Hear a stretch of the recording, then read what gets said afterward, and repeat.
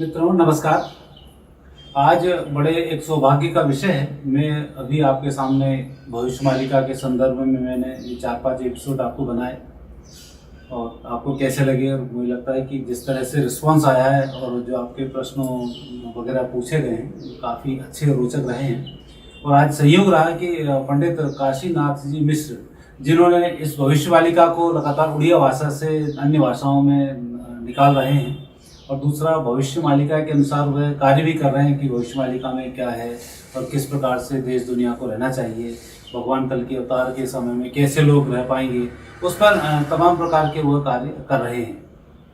आज संयोग है मेरा उनसे मिलना हो रहा है, तो मैं इस सीरीज के थ्रू एक अंतिम सीरीज में गुरुदेव काशीनाथ जी मिश्र जी के सम्मुख में हूँ और उनसे कुछ प्रश्न मैं भी जिज्ञासा पूछना चाहता हूँ, क्योंकि अभी भविष्यवाणिका का पार्ट 1 आया है। और मैं स्वागत करूंगा पंडित काशीनाथ मिश्र जी का। जय जगन्नाथ। पंडित जी, सबसे पहले तो एक लोगों के मन में एक प्रश्न है कि इसका नाम मालिका क्यों रखा गया है। सबसे बड़ा है जैसे कि ये नवाक्षरी छंद और उड़ीसा की जो परंपरा है, मालिका को गीत जैसा लिखा गया, उसको सब्जेक्ट में नहीं लिखा गया, गीत जैसा लिखा गया। और एक गीत के साथ दूसरा गीत जैसे जोड़े हुए हैं, एक फूल के साथ दूसरा फूल जैसे जोड़े हुए हैं, एक माला बनता है। ये एक धर्मीय माला है और इसमें सारे पंचशखा में मालिका को गीत में रचना किया, संगीत की तरह, तो इसलिए उसका नाम मालिका है। और दूसरा भी उसका एक अर्थ है, यानी जो मैला है संसार का, वो मैला को धोने के लिए मालिका के तत्व है। अगर संसार में मनुष्य लोग गलत रास्ता में जाते हैं, कुछ गलत करते हैं, तो मालिका में उसमें चेतावनी है, वार्निंग है, ये करने से तुम मनुष्य समाज का अच्छा ही नहीं होगा। तो मन की और संसार के मैला को धोने के लिए भविष्य मालिका का रचना किया गया। ये दोनों अर्थ मालिका की आता है। इसमें दूसरा एक प्रश्न और भी लोगों ने पूछा था कि कलयुग और सतयुग के संदर्भ में मालिका में क्या क्या उल्लेख किया गया है। देखो, कलियुग की सबसे बड़ा बात है, कलियुग के बारे में, कलियुग की मनुष्य लोगों का चलन और रहन सहन सभी के बारे में हम लोगों को इसके बारे में जानकारी है। पर कलियुग का जो तीव्र रूप यानी उग्र रूप, घोर कली, और कलियुग का जो विनाश यानी अंत, उसके बारे में मनुष्य समाज को अभी अज्ञात है। और खासकर श्रीमद् भागवत भगवान व्यास देव द्वारा कृत उस भागवत में कलियुग का आयु 4,32,000 लिखा है। पर श्रीमद् भागवत आदि युग में भगवान ब्रह्मा देव को प्रभु महाविष्णु ने बताए थे। जब सारे युग का शुरू नहीं होता, युग चक्र उसी समय शुरू नहीं होता, यानी आदि समय पर यह भागवत का रचना किया गया। पर आदि समय पर जो भागवत का रचना किया गया, उसमें कलियुग का 4,32,000 धार्य किया गया। पर उसमें भगवान व्यास ने लिखे थे, मनुष्य कृत पाप के माध्यम से कलियुग का आयु क्या हो सकता है।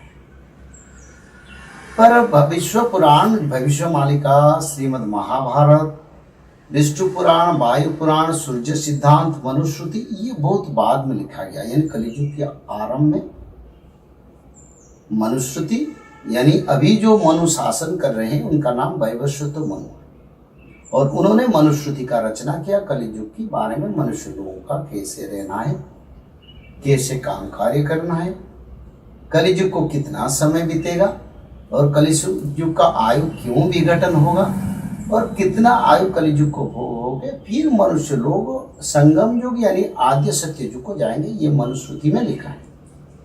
और सबसे बड़ा बात है, मनुश्रुति में जो वैवस्वत मनु ने लिखे हैं, वो भी भगवान के निर्देश पर लिखे हैं, क्योंकि शास्त्र सब भगवान की है। ऋषि मुनियों के माध्यम से, देवताओं के माध्यम में, साधु संत के माध्यम में उनका धरती अवतरण होता है और प्रचार भी होता है। तो ऐसे श्रीमद् भागवत के बाद मनुश्रुति लिखा गया, और मनुश्रुति में थोड़ा करेक्शन इसने प्रभु ने किए हैं, यानी 4,32,000 कलियुग का आयु 4,32,000 को नहीं होगा, कलियुग को 4800 साल भोग होगा, जिसको भविष्य मालिका में प्रमाण मिलता है। चतुर्जाहौ सहस्राणि वर्षाणाम तत्कृतम जुगम तस्य तावच्छति संध्या संध्या सश्च तथा विधा। इसका अर्थ है ये 4400 साल, संध्या समय 400 साल, क्योंकि जितना युग को भोग होता है उतना उसका 100%, 10% आता है, 100% नहीं 10%, यानी 400 साल।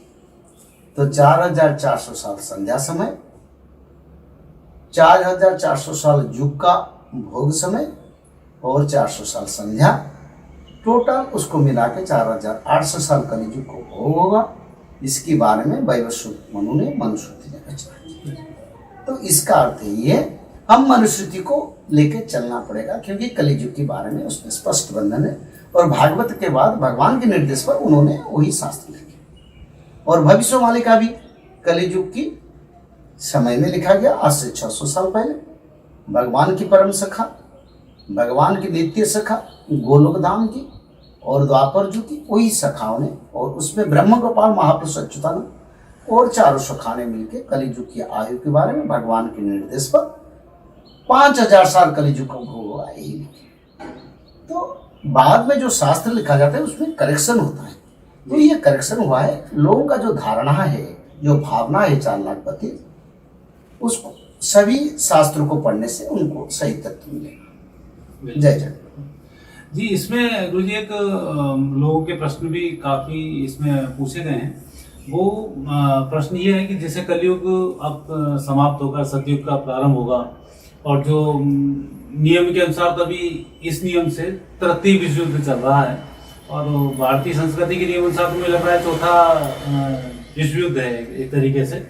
जैसे पहले यदि हम सतयुग के समय में देखें, दैत्य दानव का हुआ, फिर भगवान राम का रावण का युद्ध धर्म की सत्य के लिए हुआ, फिर एक महाभारत का जो युद्ध हुआ वो 3 था। अभी चौथा युद्ध वापस कल्कि अवतार के रूप में इसको माना जा रहा है। तो इसको आप भविष्यवाणिका में ऐसा क्या उल्लेख है कि भारत के लोग कैसे रहेंगे, पूरी दुनिया पर इसका क्या प्रभाव पड़ेगा, और पूरी दुनिया में और भारत में और आने वाले समय में हमें कैसे रहना चाहिए, ताकि हम इस कलयुग से सतयुग की जो हम यात्रा कर रहे हैं इसमें आनंद के साथ जा सकें। देखो, धर्म ही परंपरा है, धर्म ही धारा है, धर्म ही रक्षा की सबसे बड़ा कवच है। कोई धर्म, कोई जाति, कोई मजहब भगवान देखते नहीं। भगवान सिर्फ देखते हैं किसका पास धर्म है। तो कई चारों युग में हमने देखे, कई असुरों को भगवान ने मुक्ति दी है, वैकुंठ दी है। यानी कोई धर्म को आना चाहता है, भगवान की शरण में आना चाहता है, भगवान उसको भी ग्रहण करते हैं। तो अभी जो समय चल रहा है, इस समय पर धर्म का सबसे बड़ा प्रभाव रहेगा, क्योंकि कलियुग के प्रभाव से चारों पाद धर्म का कट गया था। अभी फिर धर्म का प्रकाश होगा, फिर 4 पाद धर्म धरती पर प्रतिष्ठा होगा। तो इसलिए मानव लोगों को धर्म को अवलंबन करना पड़ेगा। जो लोग धर्म में रहेंगे वही लोग सत्ययुग धारा में धीरे धीरे सत्ययुग को जाएंगे। पर धर्म यही है, जीव हत्या से विरोध और शाकाहारी भोजन, त्रिसंध्या की नियम को पालन, श्रीमद् भागवत हर समय हर सदस्य को पढ़ना, और साथ ही साथ माधव नाम भजन, इसके माध्यम से मनुष्य लोग सत्ययुगी बन सकते। इसमें पंडित जी एक चीज और जानना चाहते हैं लोग कि जैसे भगवान कल्कि के बारे में कहा है कि एक सफेद घोड़े पर आएंगे, तलवार हाथ में होगी, और उस तरीके से जो एक लोग अपने दिमाग में एक रचना कर लेते हैं ना किताबों को पढ़ने के बाद, भगवान ऐसे ऐसे होंगे। तो इसमें भविष्यवाणिका में भगवान के संदर्भ में भी कुछ संकेत हैं कि भगवान किस रूप से आएंगे, फिर वो कैसे वर्क करना शुरू करेंगे। जैसे कि मैं बताऊं आपको, भगवान राम के टाइम पर राम लक्ष्मण थे, तब लक्ष्मण जी ने भगवान राम से बाद में कहा, भैया मुझे बड़ी परेशानी हुई थी छोटा भाई बनने में। तो दूसरे जन्म में वो बड़े भाई बन गए बलराम के रूप में, और कृष्ण छोटे भाई बने। और ऐसा ही फिर एक संकेत ये भी था कि भगवान को बचपन से बड़ा संघर्ष करना पड़ा। तो फिर एक उल्लेख ऐसा आता है कि भगवान बचपन से उतना संघर्ष नहीं करेंगे जितना राक्षसों के साथ किया, और आने वाले समय में वो सत्ता संभालेंगे और किस तरह से काम करेंगे। ऐसा भविष्यवाणिका में कुछ उल्लेख इसमें आता है। भविष्यवाणिका में लिखा है, भगवान कल की 64 कला संपन्न है, उनका अपना इच्छा से धर्म संस्थापना कर पाएंगे। यानी सम्मुख युद्ध को ना जाके भी प्रभु धर्म संस्थापना अपनी स्थान पर बैठ के कर पाए, पर मानव शरीर में साधारण मानव के जैसा आएंगे। ये मालिका में लिखा है जैसे कि प्रभु की जन्म होगा, शंख चक्र गदा पद्म कुछ नहीं पकड़ के वो जन्म होंगे। और इसके बारे में महापुरुष अच्युतानंद ने भी लिखे हैं जे भगवान कल की जो आएंगे साधु का गृह रे जन्म हेवे, वैष्णव का संगे लीला करिवे, शंख चक्र गदा पद्म चिन्ह किछि तांका पाखरे नथिबो। आ गोटाए कथा थिबो जोटा भक्त मान को से विषय देखा जाकि महापुरुष अच्युतानंद ने लिखे, महाप्रभु कल की जो आएंगे उनका शरीर में कुछ चिन्ह रहेगा जो भक्तों को दिखाई देगा, सभी लोगों को नहीं दिखाई देगा। दक्षिण पारुषे धनु चिन्ह थिब वामे अर्ध गदा जही, भक्त मानन को दृश्य जे होई सभी की दिखाना। यानी जो सच्चा भक्त है, यानी जो ब्रह्महंस है, बड़ा भक्त है, उनको ही प्रभु का चिन्ह बनकर पता चलेगा। सभी लोगों को प्रभु कुछ ऐसा नहीं दिखाएंगे, साधारण मानव की तरह रहेंगे और उनका पास इतना शक्ति है वो जो चाहे बैठ के कर पाएंगे।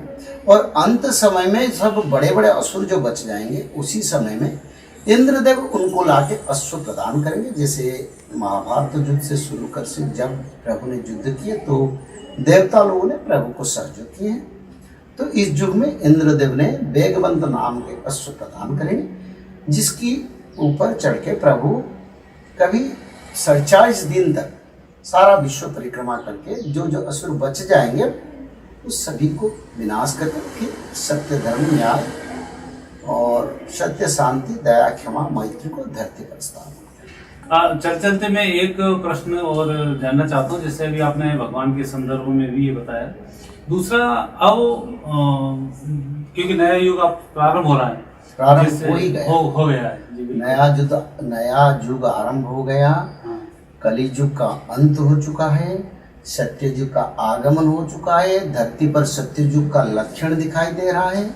लक्षण यही है, महापुरुष अच्युतानंद ने लिखे हैं, सबसे शुभ और मीठे फल जो आम, वो सारे वर्ष की तमाम यानी थ्रू आउट द ईयर कई कई पेड़ में वो फलेगा। ये 2005 से सारा भारत में दिखाई दे रहा है। सीजनरी आम भी फलता है, अनसीजन में भी आम की पेड़ में आम फलता है। ये कलियुग का लक्षण नहीं है, ये सत्ययुग का लक्षण है। और जो भगवान की जगन्नाथ की जो दारू बनता है, यानी भगवान की मूर्ति जिस लकड़ी से बनता है वो नीम की पेड़ की दारू से बनता है। और नीम की पेड़ में बारिश की मौसम में भी फूल फल होगा, यानी वो धूप की मौसम में होने वाला था वो भी होगा। उसका साथ साथ कई कई नीम की पेड़ में, सभी जगह नहीं, कई कई एक एक जगह ये चिन्ह दिखाई देगा, संकेत। बारिश की मौसम में भी नीम की पेड़ में फूल फल होगा। दारू वृक्ष माने आपे पल्लविवे बरसा कालरे जाई, महापुरुष अच्युतानंद ने इसके बारे में लिखे थे। दारू वृक्ष यानी नीम का पेड़, और बारिश की मौसम में वो पल्लवित होगा, फूल फल होगा। इसका कारण सत्ययुग का आगमन का ये संकेत है। और आम की पेड़ में अनसीजन में आम होगा। और रात में कोयल गूंजेगा। रात में कोयल क्यों गूंजेगा? यानी सत्ययुग में क्या होगा, हमेशा स्प्रिंग सीजन रहेगा, यानी बसंत का मौसम रहेगा, रात दिन कोयल गूंजता रहेगा। और ये सत्ययुग जो आ रहा है, इसी हिसाब से आज भी रात में भारत में और विश्व में कई कई देश में कोयल रात को भी गूंज रहा है। इसका कारण सत्ययुग का प्रमाण, सत्ययुग आ चुका है। विनाश होगा पापियों का, समय लगेगा और पापियों का विनाश होगा। एक तरफ से भक्त लोगों का एकत्रीकरण भी चल रहा है, भक्त लोग एकत्रीकरण सारे हो जाएंगे, फिर पापियों का विनाश कुछ ही कम समय में उसी समय हो जाएगा, फिर सत्ययुग शुरू हो जाएगा। बस चलते दो प्रश्न मेरे और हैं। एक तो आप जिस भागवत पुराण को पढ़ते हैं, अन्य पुराण को पढ़ते हैं, उसमें एक उल्लेख संबलग्राम में भगवान के अवतार का आता है। और दूसरा प्रश्न मेरा फिर ये है कि जिस तरह से हम सतयुग में प्रवेश कर रहे हैं और भविष्य मालिका जो ग्रंथ है, इसके बारे में मैंने जो पढ़ा है कि बहुत सारे इसमें कई सारे पन्नों का है और उसके अनुसार कैसे व्यक्ति को जीवन यापन करना है और क्या भविष्य मालिका इसका संकेत देती है। भगवान कल्कि का अवतार के बारे में श्रीमद् भागवत में भगवान व्यास ने लिखे थे। संबल ग्राम मुख्यस्य ब्राह्मण्यस्य महात्मन भवने विष्णु जसस्य कल्कि प्रादुर्भविष्यति। भवने विष्णु जसस्य, भवन यानी गृह में विष्णु जस गान जहाँ होता है वही घर में प्रभु का अवतार होगा। पर आज तक बड़े बड़े संत साधु और बड़े बड़े ज्ञानी लोग बोलते हैं विष्णु जैसा ब्राह्मण पिता का नाम होगा, क्योंकि शास्त्र को ना समझने से संसार का कल्याण के सिवा अनर्थ हो जाए। क्योंकि शास्त्र में तो लिखा है भवन विष्णु जस, यानी जिसका गृह पर विष्णु जस गान हो रहा है, यही तो संस्कृत का अर्थ है। बड़े बड़े संस्कृताचार्य ऐसे बोलते हैं विष्णु जैसा ब्राह्मण। कहाँ लिखा है? भागवत में सब नहीं लिखा है। भागवत में लिखे संबल ग्राम की मुख्य ब्राह्मण, यानी संबल ग्राम मुख्यस्य ब्राह्मण्यस्य महात्मन। सिर्फ ब्राह्मण का नाम बोले, महान ब्राह्मण, वेदाध्ययन ब्राह्मण। भवन विष्णु जस, भवन यानी गृह पर विष्णु जस गान करने वाले, विष्णु जस गान होता है जहाँ भगवान कल्कि प्रादुर्भविष्यति, वहीं पर भगवान कल्कि का। पर भगवान व्यास ने फिर महाभारत जब रचना किया द्वापर युग के अंत में, उसमें वो संबल को बोला वो संबल पर नहीं होंगे, संबुद्ध संबल पर होंगे। पहला जो मैं संबल का बारे में लिखा था वो सही था, संबल ग्राम पर जन्म होंगे, पर पहला संबल नहीं, वो संबुद्ध संबल पर भगवान कल्कि का अवतार होगा। क्योंकि वो थोड़ा करेक्शन किए हैं व्यासदेव ने। महाभारत की वन पर उन्होंने लिखे हैं कल्कि विष्णु जसा नाम द्विज काल प्रचोदित, यानी कल्कि विष्णु जसा नाम द्विज काल प्रचोदित। द्विज यानी ब्राह्मण घर में, प्रचोदित यानी प्रभु का प्रकट होगा, अवतार लेंगे प्रभु। उत्पत्तिश्च महावीर्यो महाबुद्धि पराक्रम संभूत संबल ग्रामे ब्राह्मणा वसति सुखे। ये कुछ करेक्शन किए हैं व्यासदेव जी ने। संभूत संबल, और संभूत संबल क्यों होगा, क्यों एक नया संभूत संबल सृष्टि होगा, उसका कारण ये लिखे हैं ब्राह्मणा वसति सुभे। ब्राह्मण लोगों का बसती यानी गांव, सुबह यानी यज्ञ उद्देश्य पर स्थापित, क्योंकि शास्त्र में शुभ कार्य को यज्ञ बताते हैं। आज तक सभी साधु संतों को इसके बारे में अवगत होना जरूरी है, बहुत इंपॉर्टेंट बात। यानी ब्राह्मण लोगों का गांव बस्ती जहां शुभ उद्देश्य पर यज्ञ उपासना के लिए, यानी कोई अच्छा यज्ञ अनुष्ठान के लिए प्रतिष्ठा किया गया, तो संभूत संबल वही होगा। वही संबल में भगवान कल्कि का अवतार, जो महापुरुष अच्युतानंद ने उसको भविष्य मालिका में लिखे हैं। सुनो बारो सुत निहार वचन एटे अच्युत ठार, नाभि गया तीर्थे हरिहर क्षेत्र ग्रामटी संबलपुर। यानी नाभि गया तीर्थ के पास एक मंदिर में हरि हर पूजा हो रहे हैं, और वही स्थान संबल क्षेत्र है जहाँ भगवान कल्कि का अवतार होगा। हम अगर इतिहास को जाएंगे तो जजाति केसरी ने कनौज से 10,000 ब्राह्मण को श्री वैतरणी नदी के किनारे गांव स्थापन किए थे और 7 बार अश्वमेधी यज्ञ किया था। तो यज्ञ उद्देश्य पर स्थापित किया गया संबल गांव, जो भगवान व्यास ने पुराना संबल को नाकार के संबुद्ध संबल, और जहां ब्राह्मण का बसती और यज्ञ उद्देश्य, वही स्थान बिरजा क्षेत्र है।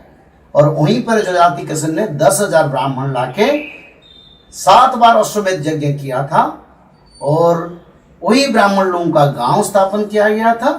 उसको महापुरुष अच्युतानंद ने और शास्त्रियों और रेवेन्यू के हिसाब से संबल कहा जाता है।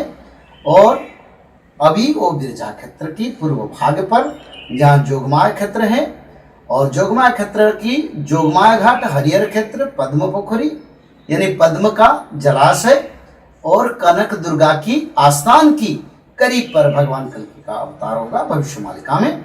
और श्रीमद् भागवत महाभारत के प्रमाण के साथ के मिला के सभी एक ही होता है।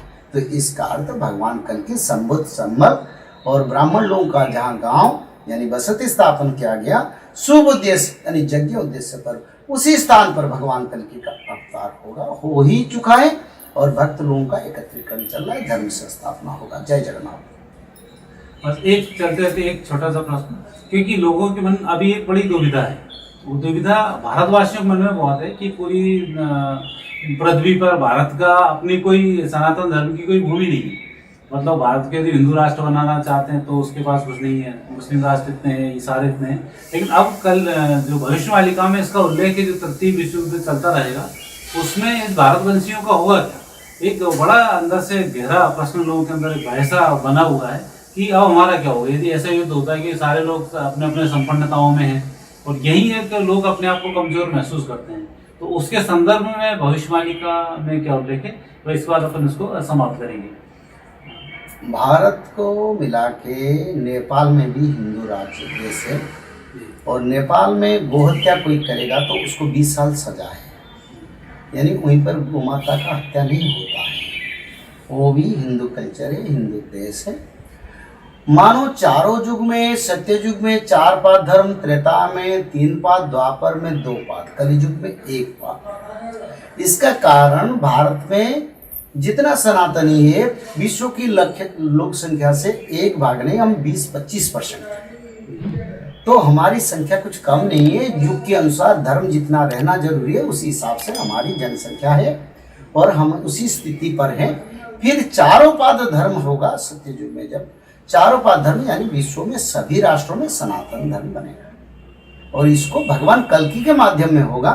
केवल जय सनातन धर्म को स्थापिवे प्रभु श्री नारायण, यानी भगवान कल्कि केवल सनातन धर्म को सारा विश्व में स्थापन करेंगे। विश्व में सप्तद्वीपमयी यानी 7 महादेश में सनातन धर्म का पुनर्प्रकाश होगा। काम चल रहा है, विश्व सनातन धर्म सेवा ट्रस्ट आप काम कर रहे हैं और सारा विश्व में सनातन धर्म को प्रचार कर रहे हैं।